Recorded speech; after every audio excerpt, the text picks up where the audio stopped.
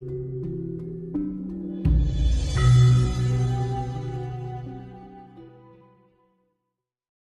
semua orang mungkin tahu ya, di rumah ini itu sudah menjadikan presiden itu tiga presiden, termasuk yang terakhir Pak Joko Widodo itu ya. Tapi setelah kita lihat, setelah satu periode dari periode pertama, itu strategi politiknya itu sudah semakin menjauh dari cita-cita kemerdekaan, bahkan lebih parah lagi dari yang sudah-sudah. Menurut Eyang Jati, Pak Jokowi gagal.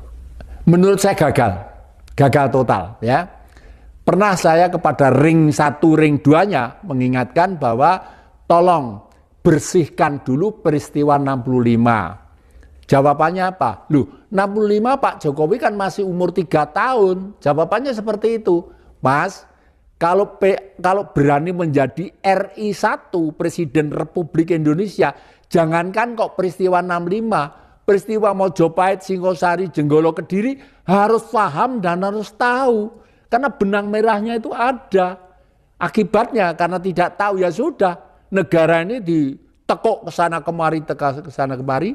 Kalau kita lihat dengan kaca politik ajaran Bung Karno, yaitu trisulanya, bebas aktif dalam politik, berdikari dalam ekonomi, berkepribadian dalam kemanusiaan.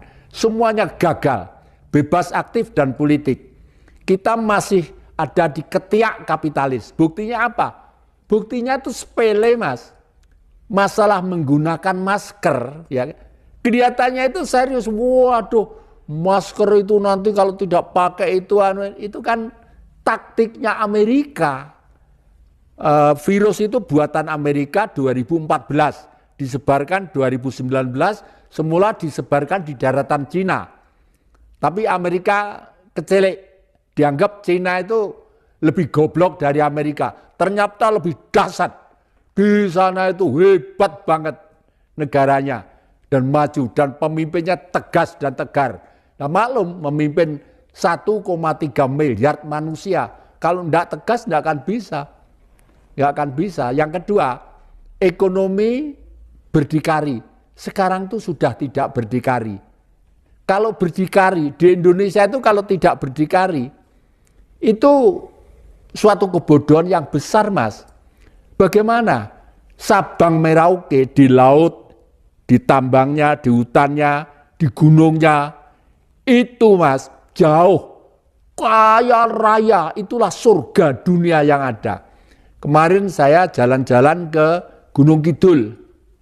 Ada suatu tempat di Gunung Kidul, lalu orangnya pengen main-main ke rumah yang sini, wanita itu tokohnya itu. Dia itu pernah dikontrak tanahnya ya, dibeli seseorang di Surabaya. Sudah di DP tapi sampai sekarang tidak selesai, tidak dilanjutkan. Itu tanahnya ada di situ tuh segini saya simpen itu ya. Terus saya lihat di sini ternyata apa?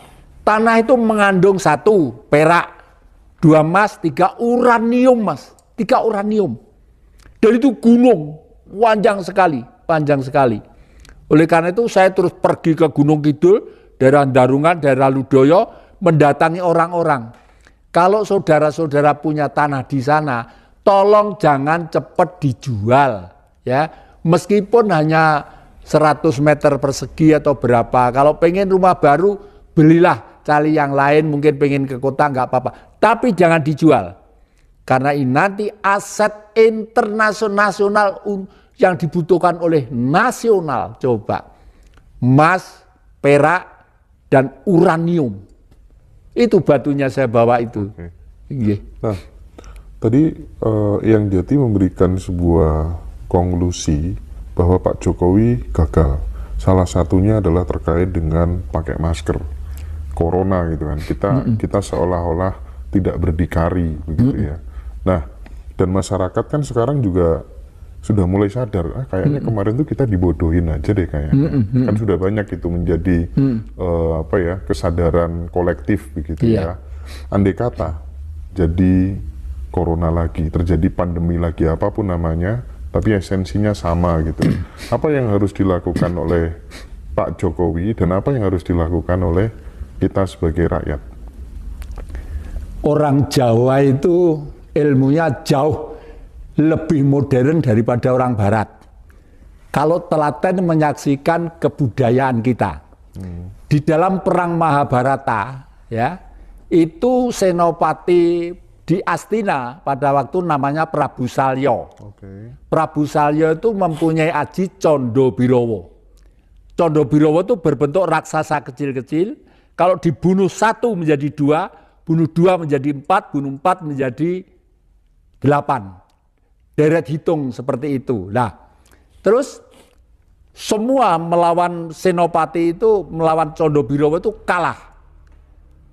Bratasena yang gede dhuwur kalah, Gatotkaca kalah, Arjuna yang menjadi senopati di mana-mana kalah juga, Nakulasdewa kalah juga. Ternyata kalahnya Canda Birawa, virusnya Prabu Salyapati itu kalah dengan siapa? Dengan Puntadewa. Senjatanya apa? Jujur. Senjatanya hanya jujur saja. Karena jujur itu berpihak kepada Tuhan. Pada waktu itu Canda Birawa diperintahkan. Tapi Puntadewa punya seorang steering committee. Seorang yang bijak namanya Prabu Krishna. Karena Krishna itu jelmaannya Wisnu. Steering committee. Nah, steering committee ya.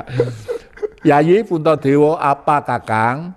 Ayo Yayi, kamu pura-pura mati Yayi. Loh, bagaimana toh Kakang Prabu? Saya itu kan raja ndak bisa goroh.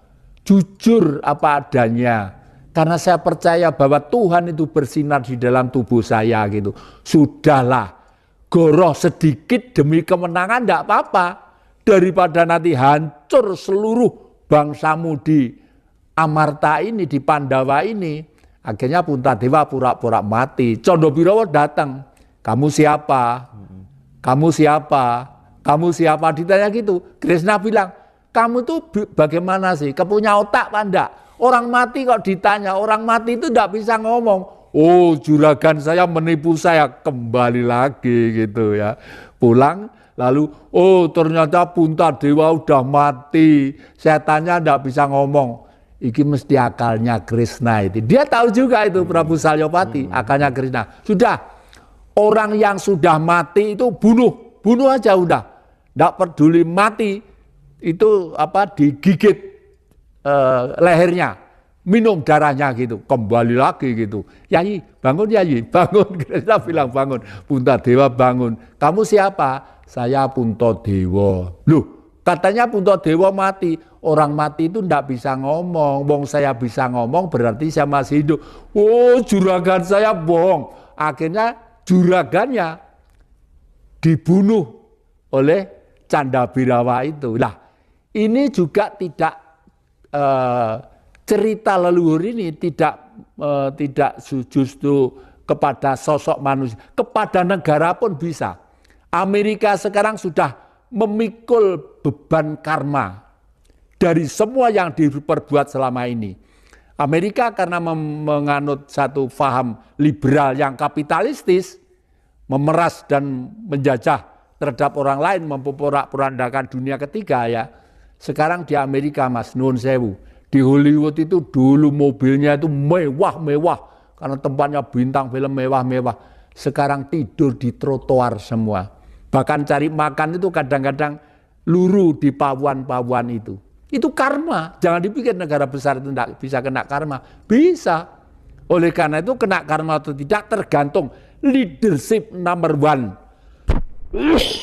Kalau di Indonesia adalah RI 1. Harus berani.